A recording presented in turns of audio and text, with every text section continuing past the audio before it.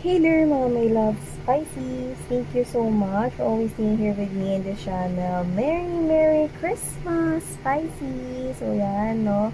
Ang gagawin natin content for today is that we're gonna take a look at your January 2024. Yes, you heard it right. January 2024. Alamin natin yung mga mensahe na maaari ninyong malaman or i-look forward right here. Pero please be advised na hindi po lahat kayo ay makaka-resonate, okay? So yeah, wala tayong gender here, babae, lalaki, LGBT plus watchers.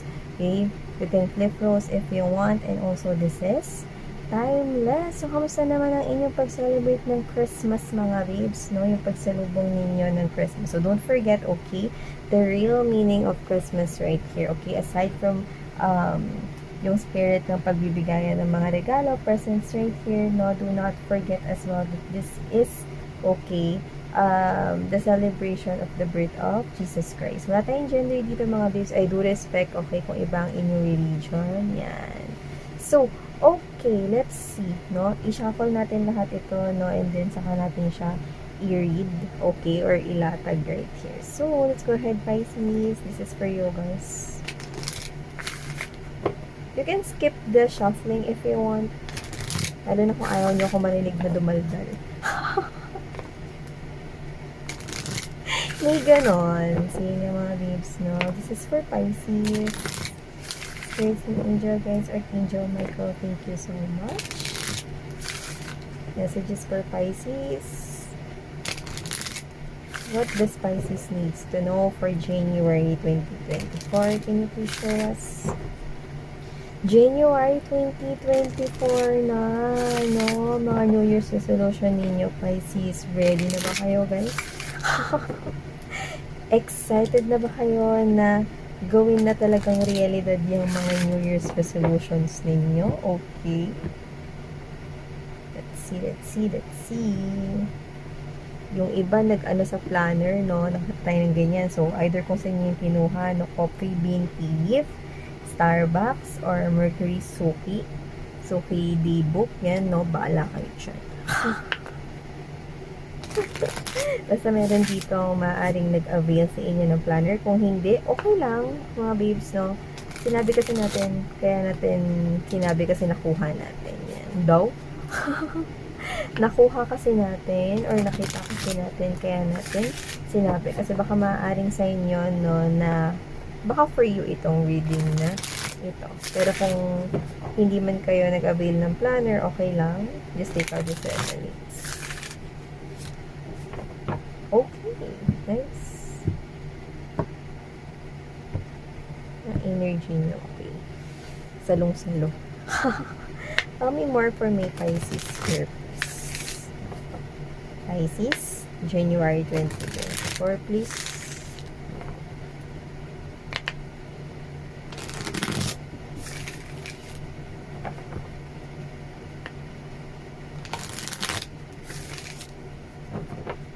Pisces.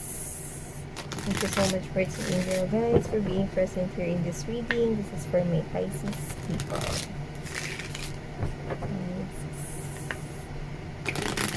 January 2024, please.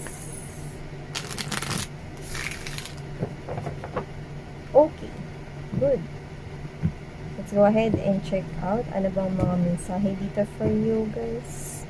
Let's start with this one. So, you have here, Pisces, this, look for a sign. There's a lightning in there. Something here could be pwedeng biglaang mangyari. May sitwasyon na maaaring biglang mangyari, unexpected, sudden, drastic. Okay? So, we also have here, but kahit may biglang pangyayari, spirits are saying, your angels and guardians, ancestors might be, even your departed loved ones, ha, nakikita ko rito, no, meron ditong departed loved ones, no, na maaring super close kayo, talagang ginaguide ka pa rin niya kahit na hindi mo na siya nakakasama physically. Kasama siya rito sa team ng mga angels and spirit guides mo. So, no need to worry kahit na may biglaan ditong sitwasyon na dumating. Okay, good. You also have here the weight. And you have here the helpful people. Exactly. May meeting rito, no? Actually, itong mga helpful people na to, ito talaga yung squad mo. Yung binanggit ko na angels and spirit guides mo rito, plus yung ancestors mo, mga departed loved ones mo as well. See? Look at this. People, others right here. So definitely, okay, because they cannot be able to come down in there, no? At magpakita sa inyo kasi baka magsitakbuhan kayo, Pisces. Okay, gagamit sila rito, no, ng mga taong malalapit sa iyo. Could be family members, friends right here, no? At yun yung magiging medium para matulungan kayo rito sa darating na tong sitwasyon na to na biglaan. Okay? Remain positive. Beautiful! May tulong na agad, napakaklaro, 'di ba? Wala pa to, no, wala pa yan, no? Bumungad na sa atin dito yung mga angels and spirit guides mo right here. Okay? They are really, really guiding you, protecting you. Okay? So, you also have here the schedule. Okay? Schedule, planner. See? May mga plano talaga kayo right here. You also have here the libation. You also have here the evidence. And there's this triumph. Wow! Okay? You also have here the fury and loss. Well, that's it. I know. Ganun talaga.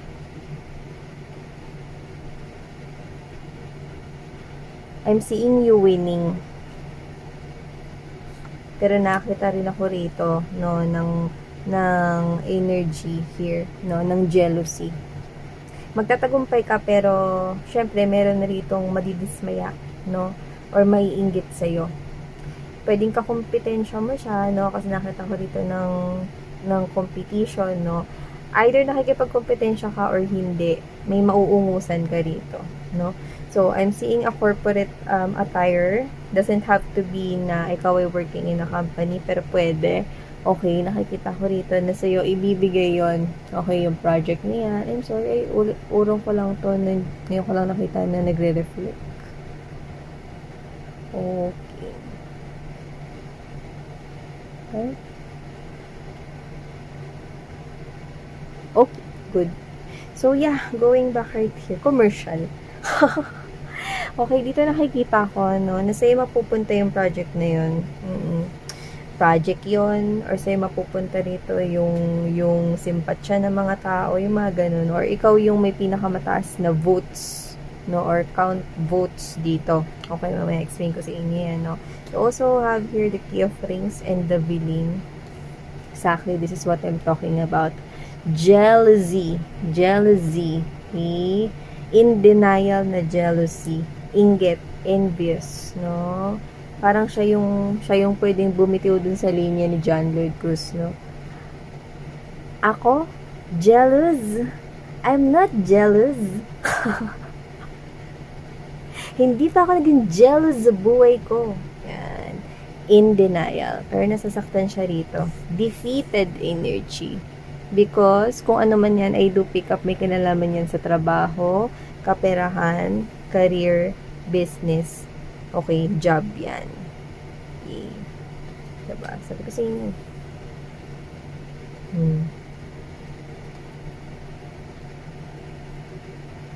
Oh. Sino ba dito yung gustong mapili?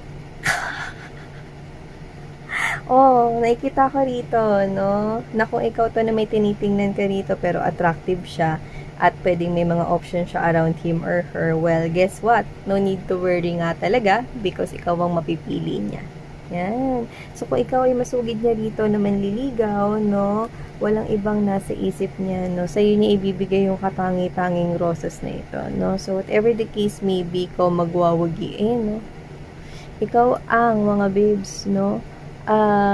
Nagpa-ring ng kanya rito, no? Na love alarm, yan, no? So, maaring, ba't ko binanggit yun? Kasi nakita ko mga babes, no? Yung isang scene, okay, and I do pick up that it's love alarm. Yan, no? It's Song Kang. I know Song Kang. Ikaw ang nagparing ng kanyang love alarm dito, no? This person is thinking about you. Yan, nakita ko rito. And this person here, attractive siya. You can flip roles ha, kasi baka ikaw tong attractive rito. You have options right here, and aware ka or hindi ka man aware sa mga options na yan, no, meron ka na ritong natatangi, no, at yung tinitingnan mo, nakikita ko magwawagi siya, okay? But siya ganyan, kasi kinakabahan siya rito na baka hindi mo siya mapili, no, if ever ikaw ito na magde-decide here, okay, pero mapipili mo siya, yes, or ikaw to na nininervyos, no, ikaw yung mapipili niya. Okay? Whether alam mo na meron ka ritong options or what, ikaw mapipili niya. Ang bongga, kasi alam mo nakita ko rito, kung sino man yan, tao na yan, tinitingnan mo or siya yung nakatingin sa'yo. Meron kayo ritong engagement. Meron ditong kakaibang espesyal na connection. So, hindi ko pa masasabi kung ikakasal na kayo ng person na yan. No? Pero time can tell. Yun na nakikita ko rito. At ang maganda rito, busy kayo parehas pero gumagawa kayo ng time. You know, it's just a matter of starting, no, really really good. Okay? Kasi alam naman natin na magsisimula pa lang tayo sa 2024, Dava. At yung iba, kung ito ay new connection, no, nasa dalawang tao talagang magkasing ilaw. Pero para makita natin ang isang engagement or alam mo yun, yung parang it's like a promise, no, na parang papunta na kayo dun sa proposal, marriage proposal talaga na ikakasal kayo or what, no, yan, no, malakas ang energy na posible kayong humantong dun. So, it's just a matter of time, okay? Time can also tell right here, no? At nakikita ko na time rin na magiging challenge sa inyong dalawa, pero mapagtatagumpayan niyo yan. And seeing you, no, that this is person here na makikipagtulungan at hindi rito manunumbat na parang ano, nakala mong time sa akin, blah, blah, blah. Alam mo, nakita ko dito ng dalawang business minded. Doesn't have to be na super, no, super dugmok na sa work or super babad sa work, no. Pero kayo to na parehas kayo rito, pinaprioritize niyo yung work niyo, but at the same time, you're not neglecting this connection. Meron pa rin kayong time for each other. Why? Because you both like each other. Okay? Hindi nyo palang siguro inaamin sa isa't isa. Yung iba pwedeng parating pa lang to at makikilala nyo pa lang na magiging ganito kayo na nakikita ko rito. Simula na 2024. Sa iba nagsisimula na to. It's like this is you. Well, you already know na kaya mo naman talagang mag-multitask. Pero pagdating sa kanya, marirealize mo sa mga susunod na mga araw na parang, uy, bakit parang masyado ata ako nagbibigay ng time sa kanya. Do I really like this person? Yan, parang ganun ka, magsisimula ka na rito na magtanong sa sarili mong emosyon and feelings, and you're gonna find out, okay, that this is starting to get deeper and deeper. Yeah, you're gonna see evidences right here. And yes, nakikita ko dito, no, na kung love life man yan, no, na may kinalaman dito, no, yung angels and spirit guides na pinoprotektahan to connection and relationship na to. So, intayin mo, no, kasi maaaring ito na sinasabihan ka nila na manghingi ka ng sign. Kasi pwedeng ito na yan na parang bigla mong naramdaman, no, kunyari, romantic relationship to, no, at meron kang kakakilala lang recently or this past few months na hindi nagsimula na kayo mag-usap. And ngayon, nare-realize mo dito na parang, teka, parang like ko ba siya? Kasi bakit parang lumalampas ako doon, nag-extra mile ako. Yan, no? Parang di naman ako ganito dati. Pag work, okay, sige, work lang talaga. Pero ngayon, mukhang kayang-kaya ko na napagsabayin yung work at love life at nakakagawa ako ng time, like nagugulat ka sa sarili mo. And this is your angels and spirit guides together with your departed loved ones or ancestors right here, no, asking you na manghingi ka ng sign sa kanila, no, if yan na ba yung person na yan, no. So parang let's say pwede ba ako makakita ngayon ng ng cat, yung color orange with white, yan, mga ganyan, no, and then they're gonna give it to you. Okay, wait, and they're gonna give it to you. Yan yun. Okay? At mga babes na yan ay gagamit sila rito ng mga helpful people, like, you know, other people around you. Doesn't have to be yung mga close mo. Yes, pwede. Okay? Kasi maaring sila yung mas malapit rito, no, na pwede nila rito na gamitin, no. Pero yung iba, pwede mga stranger. Like, literally, no, if you're asking here, example lang yan, if you're asking here for a sign, no, if that person is really the one for you and you're asking, pwede pong makakita ako ng isang cat na may color orange na may white. Yan. And then a stranger right here, no, kasama niya yung cat niya with the same color that you ask for a sign. Okay? And you've definitely seeing it quite frequently or dumadalas, no, or nakikita mo ito, no, isa o dalawang beses na like, wow, Yun na yung sign na yun. Diba? Like, your angels and spirit guides right here wants you to trust na para hindi ka na mabuluhan, okay? Tuloy mo na yung ginagawa mo, na magtrabaho ka na and all of those things, no? And then you don't need to worry because yes, that is your person. And then, hindi lang yan, no, pagdating dyan sa mga romantic relationships, no? Pero yun nga, yung relationship mo is really standing out right here. Nakikita ko rin dito, no, na pwede kasing meron kasi energy dito, 'di ba? Na ano to, na lumalabas bilang villain, may jealousness or may enviousness diyan. So, hindi ko nakukuha na yan ay may kinalaman talaga mostly sa love or whatever, pero pwede.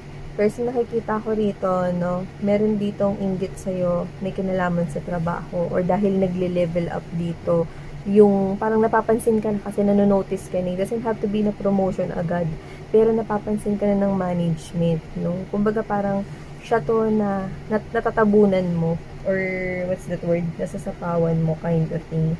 Okay? So whatever the case may be, I do not see you here na nakikipag-away ka, no?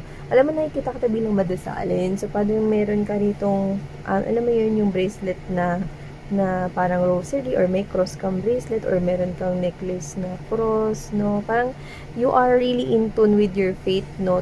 Na sometimes or palagi may suot kang accessories or may dala kang accessories. Pwedeng you're carrying a rosary every day, okay? Or this is you're wearing here necklace, no, na may pendant na cross, mga ganyan.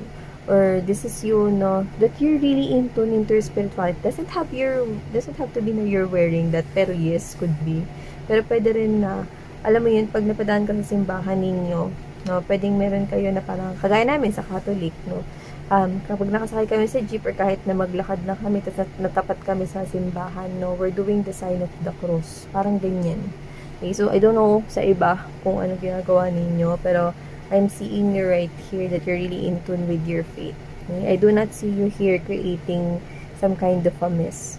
Okay, so nakikita ko rito na quiet ka lang, no, you are someone here na actually, okay, hindi naman sa masikreto kayo, pero minsan yes, ganun kayo, no, pero dito kasi merong naiinis sa inyo, may nabibisit dito kasi sa inyo yung tagumpay, at nararamdaman niya kasi yun na nagtatagumpay kayo, and this person hates that, lalo na kung yung bagay na makukuha mo ay gusto niya, promotion man yun, posisyon, designation, o baka gusto niya yung Sodexo pero sa'yo napunta.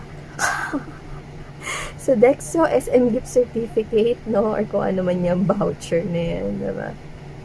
So, excuse me, dumighay lang mga babes. Pero yun nga, no, nakakita ko rito, no, ng very loving na energy coming towards you when it comes to your love life. That's what I'm sensing here. Like, literally, yan, this person here is, someone na nakikita ko rito, malakas ang potential na magkatuluyan talaga kayong dalawa. And yes, no, pansin ko rin dito, we have here the, yun nga, Fury. As you can see, Fury and Villain right here really matches each other. Okay, like there's no need for explanation. Yeah, because this person feels lost.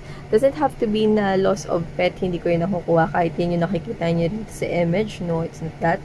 It's loss of stability. You have here number 4. See, may number 13. So, when you add it up, Pisces, what will you get? It's number 4. Yung kaya siya nagagalit kasi yung loss ng stability or feeling loss, no?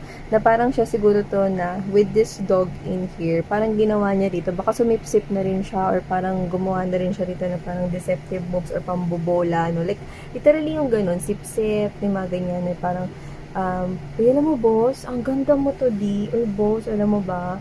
Tapos kung yung pinapagawa mo sa akin, inuna ko talaga yun ever. Mga ganon, no? Pero hindi pa rin nag-work.